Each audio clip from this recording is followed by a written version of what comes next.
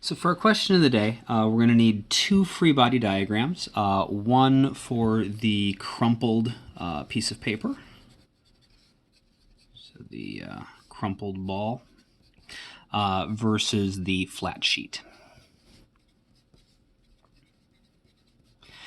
And we need to be able to, these diagrams, if we do them right, should explain why the ball fell so much faster than the flat sheet.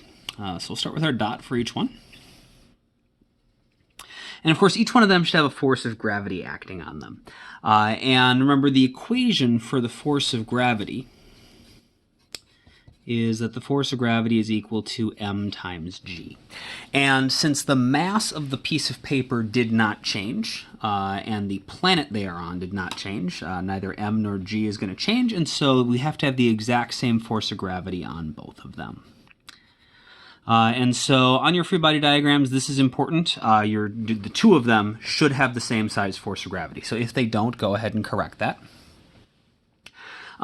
We know, however, that the crumpled ball accelerated significantly faster. And so, if we do this off to the side here. So the crumpled ball had a significantly larger acceleration versus the flat sheet had a much smaller acceleration. And since we know net force is proportional to the acceleration, that must mean that the net force for the crumpled ball had to be significantly larger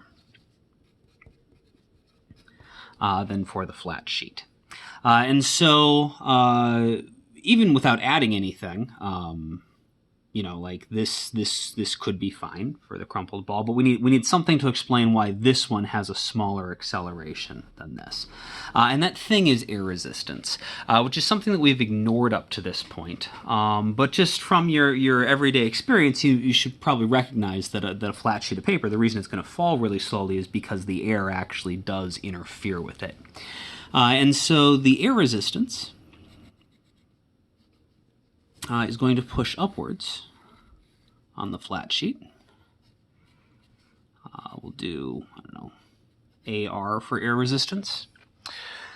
And so the net force is going to be the force of gravity minus the force of the air resistance, which in this case, if the force of the air resistance is very large, almost as big as the force of gravity, we're only getting a very small downwards net force, which means we'll have a very small acceleration. Over here, we could just have, we could sort of make our assumption that we normally do, that air resistance doesn't matter.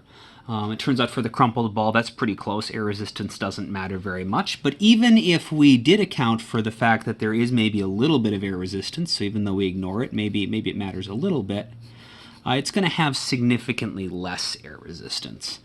And so, even if we included the air resistance, which you wouldn't have to for this to explain what's going on, we'd have Fg minus Far, the same force of gravity, but of course with a smaller air resistance here, we're going to have a larger net force, which means we'll have a larger acceleration. And so what we want to figure out today is why does the air resistance affect the flat sheet so much more than the crumpled ball?